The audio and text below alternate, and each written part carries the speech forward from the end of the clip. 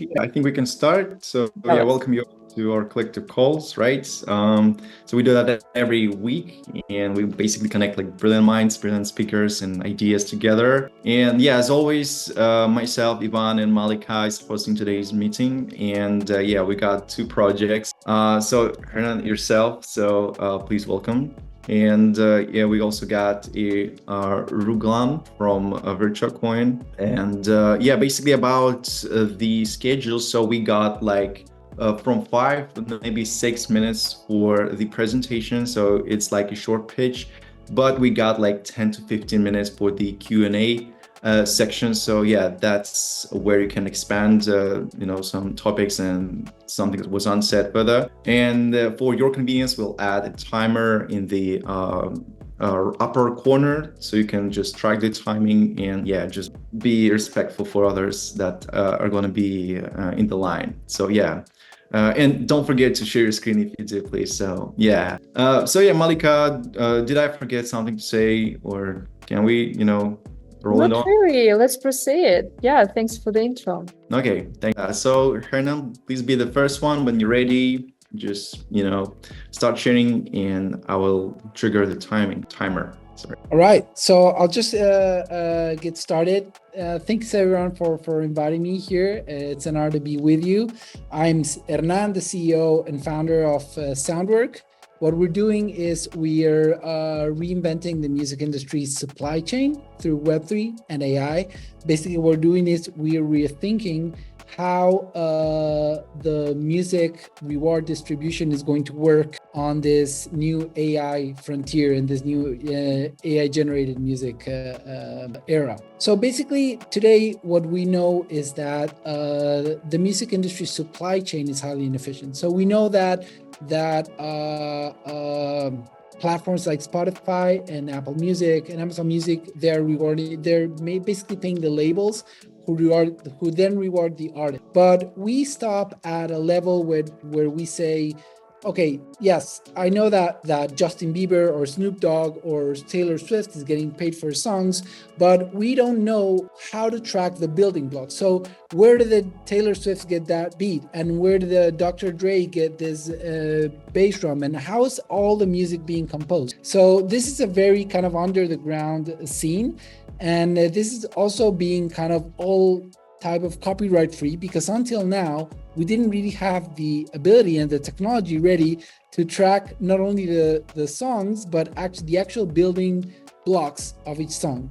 And this is what we're trying to do at SoundWork. This is our aim, is to build a new layer of reward for creators all along the process of the creative process of music. And I think it's something really exciting.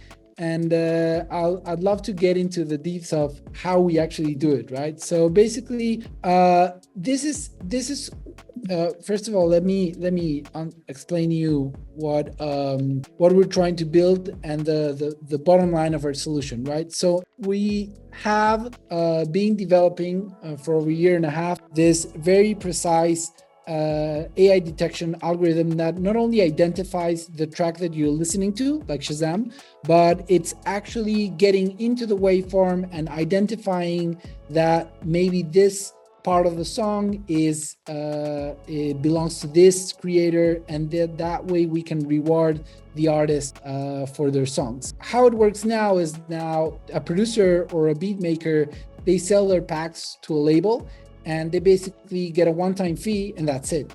But with SoundWork, what they can do is they actually can get that initial fee, but they will be getting ongoing rewards. If some big musician uses those sounds, they will definitely be rewarded forever, because that sound's going to be on chain. And so the way that we build it is in 3 layers. We have Sound NFT Standard, which is an NFT standard. We all know NFTs, but this is a very tailored standard for musical elements, which are tracks, sounds, samples, loops, and sometimes virtual instruments. On top of that, we build a marketplace to allow not only to buy and sell those elements, but also to lease them. So I don't want to maybe purchase it, but I want to use it on my music. And then the third layer, which is the most interesting, is the open API for developers, which is AI powered, and they can get music for their game, their consumer app, their mobile app, just by prompting our API and getting sounds from the marketplace. Now, our business model is, of course, marketplace fees, and then we have a premium subscription that allows users to get exclusive sounds and features. And once the project gets really going and we get also the musicians distributing our music through SoundWork, then we can also tap into streaming revenue. Now, what is the difference between SoundWork and most other Web3 music projects? And as most music projects are focused on finalized songs and MP3s, they're kind of competing with the music platforms that we know, Spotify, Apple Music. And what we're building is we're tapping into an industry that's pretty much untapped in the Web3 space, which is now basically owned by Splice, Lander, Native Instruments. Pretty sure you haven't heard of those companies, but this is something that's coming. We have a great team of very experienced people, both in the music tech industry and the Web3 space. And for the sake of time, I will just mention Function Loops that has a lot of track records being used by a lot of great artists. And also the app that we built had 250,000 downloads and over 50,000 user recording. So we have some traction. We have a great community, very excited to see our products live. And we invite you to join us on the music and Web3 revolution. All right. Thanks, Hernan. That was really interesting. So yeah, let's just hear out the questions. Please, guys, just raise your hand or just put your questions in the message text box below. So yeah, feel free. Yeah, and there are some questions already. Thank you so much, Hernan. Yeah, do you want me, Ivan, to... Yeah, absolutely. Go ahead. Okay, thanks, Sandri, for your questions. Okay, first, do you think that the music industry is ready for your solution? And then why not just use Spotify instead of complicated Web3 solution? Okay, so this is a two-pronged question. So I'll answer the first one. So I think I'll answer the second one first. Why not just use Spotify? So we are not building a music player and a playlist maker. We are building a reward distribution mechanism that is Web3 based, and I'll explain you why they're two totally different things. We don't want to compete with Spotify. We want to plug in to Spotify and become a layer of reward distribution that is now rewarding the creators that led up to the process of that song being created. So we're not competing with Spotify. So we don't need, instead of Spotify, we want to enhance Spotify and reward creators that are not getting rewarded today. Now, do you think that the music industry is ready for your solution? So in simple terms, no, but on a technological basis, yes, because AI is ready for what we're trying to build with AI, with sound recognition. And I think the music industry is going to need SoundWork if we want to allow AI-generated music to thrive and still have our loved musicians live and not be out on the streets, as many other creators are experiencing with AI-generated art and the stuff. Thank you so much. There is a raised hand from Lammi. Please go ahead. GM, everyone. GM Hernan. So my question is regarding for we that were some of us are not into creating of music. We are not into the music aspect, but we love listening to music. So what areas can we benefit from your platform? Right. Perfect. Okay. Now we got what is in it for people that are not into creating music and making music. Yeah. So I'd love to show you. I don't have. It's a different slide. Can I share a different screen maybe for this answer? Yeah, please go ahead if it's awesome. So let me explain what's in it. So basically the answer here is, so let me understand what's in it for the regular music lover that is not building music. right? So basically, here's what we try to strive for. Let me find that graphic, because this is an important question. What is in it for people that are not making music? Now, our base layer for the target audience is the sound producers, sound makers, music creators. Now, the layer that's going to use those sounds, actual sounds, is the music, the artists, the musicians, the music producers, right?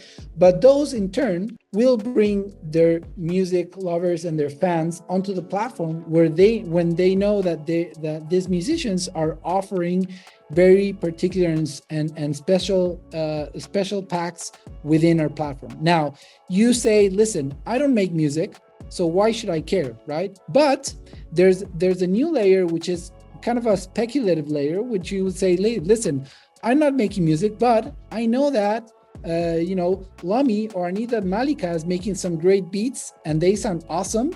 And I know that some producers are going to want those sounds. So if there's only 10 or 20 units of it, I'm going to grab myself 2 or 3 because I'm thinking that those musicians are going to want this sound. Does that make sense? All right, thank you very much. I've reached out to you on Telegram as well, so we can talk further on the project. Yeah, thank you so much. Yeah, I just put your Hernan's Telegram and email here in the chat, and there are more questions. Thank you for the presentation. I actually think that it's actually good if you say that you're competing with Spotify, because I believe that their model is so linear right now, especially the fact that they I think they have been overthrown with the marketing that this is like a tailored AI algorithm that actually based on your preferences and everything, these commercials and marketing are being displayed if you have a basic account, and the fact that there's no innovation after I think they launched there's such a stagnant. So I think that would be really a good advantage.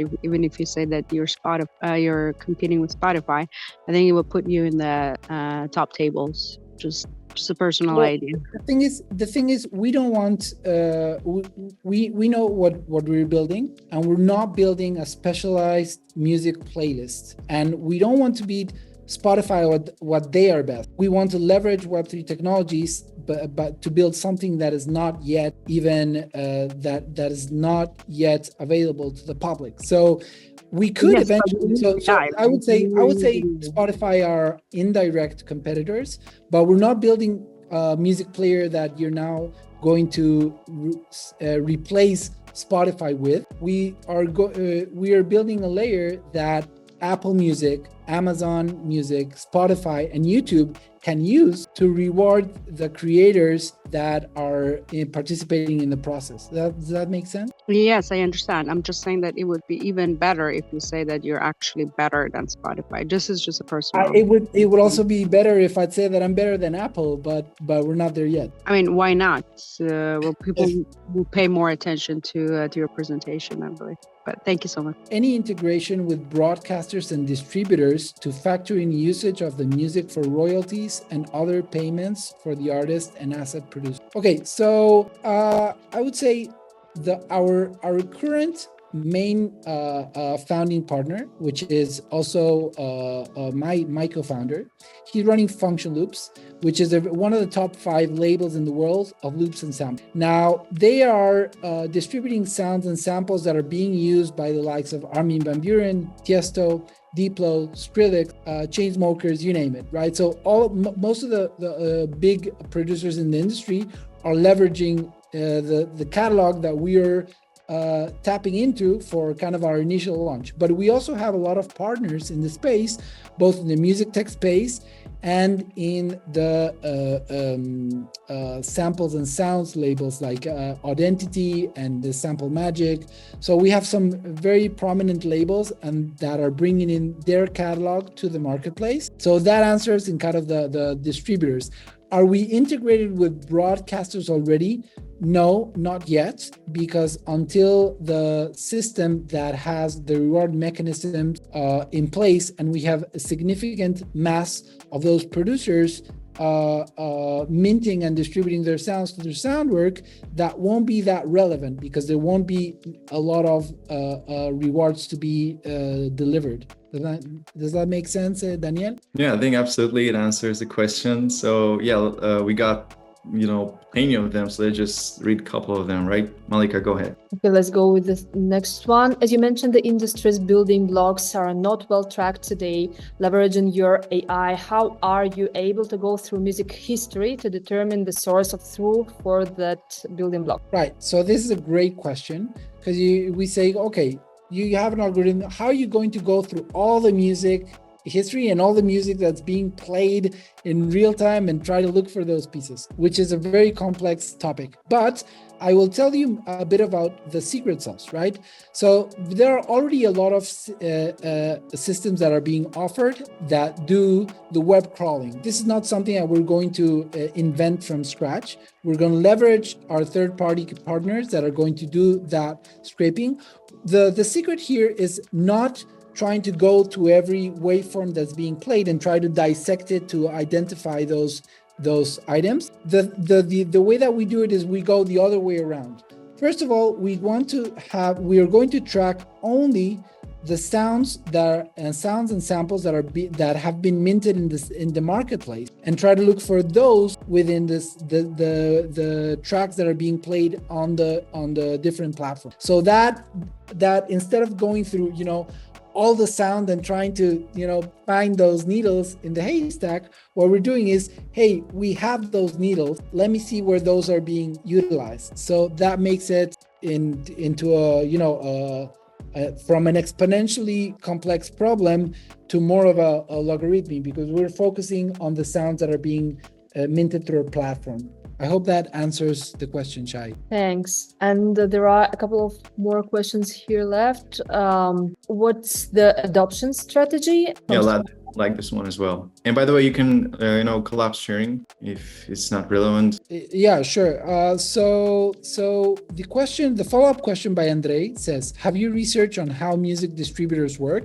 So yes, and Asia, I as a musician myself, I've produced my own albums, and as a label owner myself, I produced around 7 albums and compilations. So I know the whole process from creating the track, getting the ISRC, connecting to a distributor, distributing either online or through different providers. So I definitely I'm super aware of the distribution process, and we're very aware of how the distribution of music works. Now, how do we plan to compete with giants like Universal Music? And this is a very important question. We are not planning on competing with Universal Music. What we want to eventually go to Universal Music and say, listen, do you know for these tracks that are registered through your artists, we have these creators that have made the vocals, the bass, the drum layer, and we want to reward them. Now, we have our system and we have our own sound token to reward those as the carrot, but we believe that a 1% to 2% rev share on the tracks for this artist that will go to all the creators that have allowed for that music to happen. That would be a very, a great way to reward all the creators along the way. And now with AI-generated music, I'll give you an example about Universal and EMI. Remember that Drake and The Weeknd, they had an AI-generated song, and EMI and Universal, they went for lawsuits and trying to take down all the tracks. And then on the other hand, Grimes said that, hey, I would be willing to split 50-50 with anyone who generates a track using my voice, and it's a hit. So what she didn't say is how she would do it. So now imagine that Grimes goes on to SoundWork, mints her vocal, and now that's being used for AI generated songs.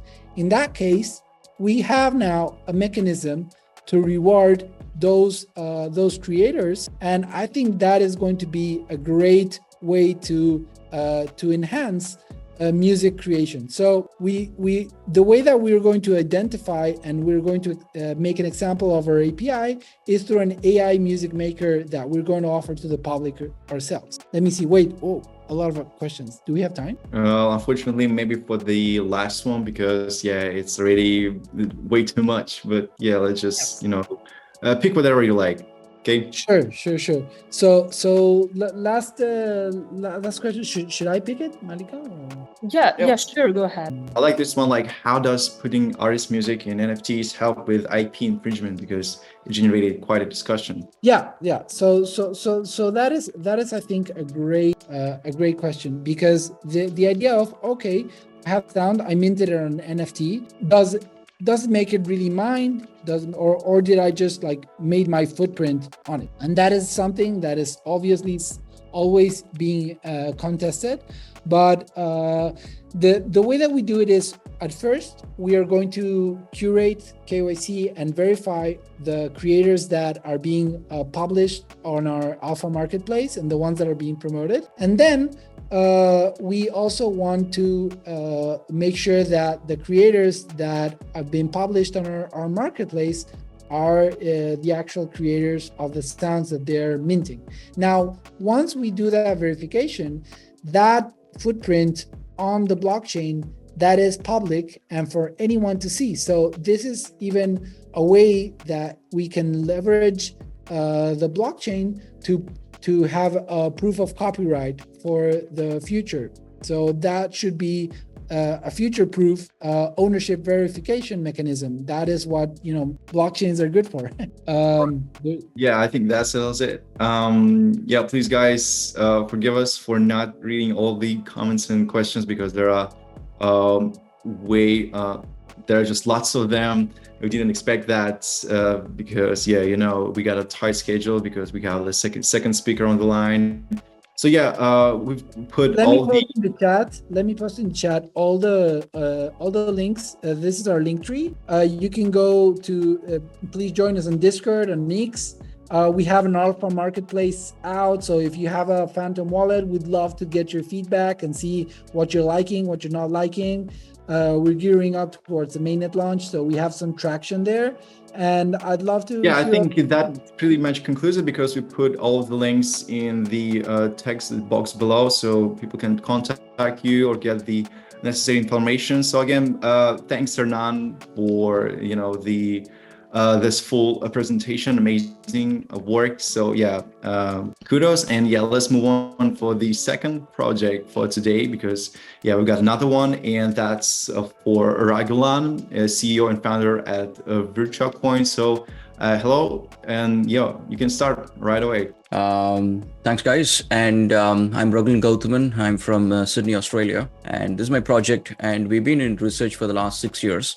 And we also got the grant from Polygon, and Australian government has given us a R&D grant as well. And so we are a multi-utility token. And typically, like most of the multi-utility tokens, we also game initiative we have started working on. And 2 genres we started working on: rush raids and 2D games, which is much smaller games where people can play all multiplayers and stuff. And the 4 areas that we are trying to solve problem is like, one is no financial benefit for gamers, and also most of the crypto games, they're not up to the market for mainstream gamers to adopt gaming. And no easy rewards. So we started working on creating e-commerce and point of sale rewards at stores, and we already implemented with 150 stores. And we're starting with Sydney stores pretty soon, and NFTs as well. So we're creating an NFT trading and token trading platform pretty soon. And one of the main thing is, like, most of the gamers, they don't get recognition. So we have a weekly reward system where we're going to reward all the people who play all our games on a weekly basis. And so some of the things is like we want to make people to use our gaming platform as a profession, and the reward's going to be a lot easier, and it's going to be much more quicker. And we have a dedicated app which is going to help people get get rewards as well. And a lot of utilities with our NFTs. So the NFT is going to have a special shop function where people can earn, buy things in a lot cheaper. And so game leaderboards. So all the game winners and all the game progresses can be visible on a global leaderboard. So some of the main things that we're trying to achieve is like with our app is the VirtuaSwap app is going to be at the center. And all the games, all the store accounts, all the apps, everything is going to connect using a single account. So it's a sort of like a Web 2.0, and there is a Web 3.0 portion as well. And it's a multi-utility token, free to play. There is a free to play mode for games and instant in-game transactions. And there is a Unity SDK so that Unity developers can actually integrate our SDK into their game. They can offer cryptocurrencies within their game. And there is a geolocation-based airdrop. So that means all our games and apps, whomever is playing in which part of the world, we will know, and we can do airdrops of any specific token or NFTs into their games as they play. This is our store reward system that we started deploying, and so there is a check-in reward, and all the business listing will get listed on our app where people can track and see where is it nearest store to get rewards. And there is a specific rewards business app for business owners to manage it. And there is a standard and premium business listing plans. And so this is just some of the screens from 2T Games. And we're also launching a little idle game in Telegram that's going to be launching in another couple of weeks or something. And so people can earn free crypto coins. This is our sort of like initial game that people are going to start using on crypto, just like the hamster combat game. And some of the screens from Rush Rides. And to give a background about our tech company, we are like more than 10 plus years. We have done over 400 projects in just not in Australia, just around the world. And some of our specialization is like app games and blockchain development, IoT, VR, AR, and a lot of engineering projects as well. And we also built 13 startups in Sydney, and they're all multi-million-dollar funded. And VirtuaCoin, as of now, we have raised around 300K. That's self-funded. And we got some grants and funding from other areas as well, like Polygon has given us a grant and marketing support. And there is Asset Mantle who has given us tech support and consulting. And let me go show you something, guys. This is basically the 2T Games, where people can log in and they can go into a game and they can choose a mode that they want to play in, and they can start playing the games. And so this one is just one of the games that we're planning to do it. And this is all the rewards that you can see with all the games. What are the reward that we're going to give each week? And what is the first reward? How much coins we're going to give, second rewards and third rewards. And you can see your rankings here. And there is a referral program as well. Every time you refer someone, you're going to earn something. And so just a game trialer. And it's a battlefield game, just like PUBG. And people can run around the field and they can keep shooting others and stuff like that. It's a team game. And they can also grab tokens that will be on the field as well. So the game land is also parceled. So that means we will be selling the land, and the landowners will also be getting additional. And we also launched our app, and we also launched our business app and the mobile app as well. So I run a few companies in Sydney, and yeah, so that's it. All right. Thanks, Ragulan. Please, guys, go ahead, ask your questions or raise your hand. Just feel free to do anything.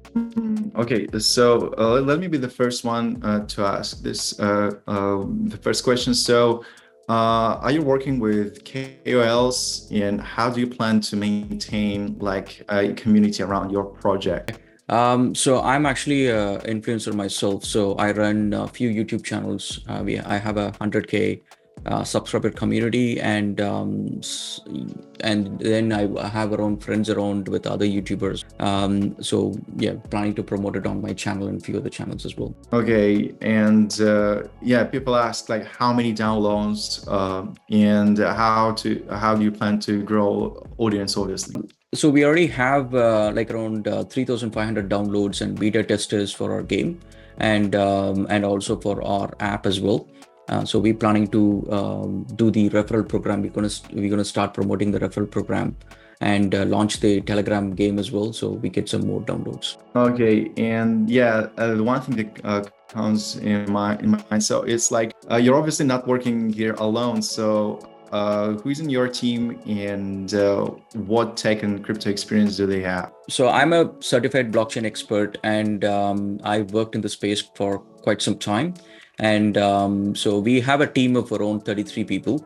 And so we worked in this space for most of the time for the last 6 years. And this is basically my team. We also have a CTO, and then we also have a few other consulting advisors from around the world, and who generally do a peer review of our works. And we did a security audit with Certic recently, and we get through all that. And yeah. Okay, so there's a raised hand from Lami. Please go ahead. Okay, I just want to call attention to what I noticed from the website, because when I opened the website, what came to my mind first was the fact that it's a DeFi project, not knowing that it was a GameFi project. So I don't know if there's any plan to work on the website to make it more unique in a way that people can actually know that this is a GameFi project and not have anything in mind. Okay. And also in the community aspect, I would like to have more discussion on that, because basically I'm into the marketing area, marketing and community development. And I see that there's still more things that needed to be attended to in the community, which I would like to speak to you about. Sure, definitely. So on the website, we have a plan to upgrade the website to show all the stats in real time. And so this is how we manage all the games and everything from the backend. So we can also not just our token, anyone, let's say if someone has got Shiba Inu, they wanted to launch Shiba Inu for an example, or Ethereum or Bitcoin, any of their tokens, people can launch it within our game. And so we are also partnering with few exchanges as well for token listing and token dropping. So we are updating the website where we can also show all the statistics on live on the website, number of gamers playing, and from all the locations, airdrops that we're doing, and everything that we're going to show it. And a community as well. So we're going to start doing the community work. Thanks. And yeah, Lami left his Telegram handle, so I guess you can contact him after. And there are more questions here in the chat. How do you plan to gain adoption for your games against other games? So one thing is like we already did a event most like last year, and we were expecting 150 people for the event, but we got around I think around 380 people joining our launch, like a beta launch, and we all played the game and stuff. So people loved the game when we did it. So we've been doing this game for the last 3.5 years, totally just for the game alone, for the entire backend architecture, like around total 6 years. So yeah, so our game is pretty solid, and so far we have got a lot of people interested to try our game as soon as we launch it. Okay, thanks. And there is a interesting question. Why don't you launch a similar app to Hamster Combat in Telegram? Yep, that is what this is all about. So we have a hamster bot version that we're launching as well, our own version, and that is this one, and where people can just shoot things off and they can add cannons and stuff like that. It's like an idle game that we're going to launch it, but this is going to be like a fun game. So it's not just going to keep clicking. So it's going to have a challenge. People need to upgrade the shields and all that sort of stuff. And you can see they can earn more than VirtuaCoin in this game. So we're going to drop some Shiba Inu and some of those additional tokens as well, so people can earn those things as well. Okay, thanks. Guys, if you have more questions, please go ahead. Maybe you can tell us more about your fundraising process. So right now, we already have funds to keep going. So, we already have like around 150K left. And so it's our basically own tech team, and we build projects for other companies as well. So pretty much we are cash positive, and so we're going okay. And but the thing is, like, once we launch it, we're planning to raise some funds to go on an exchange, and that would be either later this year or next year after we launch all the games. So we wanted to build the utilities first, and then we wanted to go raise capital. That's what the plan is. Okay, yeah, good for you. Thanks. If there are no more questions, Sivan, should we maybe finish? Yeah, that settles it. Again, thanks, Ragulan, for amazing pitch and presentation. Wish you best of luck. Thank you. And Hernan as well. And yeah, I want to say thanks to everyone participating in this meeting. Wish you best of luck. And yeah, let's just see each other next week, same time, I believe. So yeah, stay tuned and have a nice one. Thanks so much. Have a great week. Bye-bye. Thanks, guys. Cheers. Thank you. Bye-bye. Bye. Yeah, goodbye.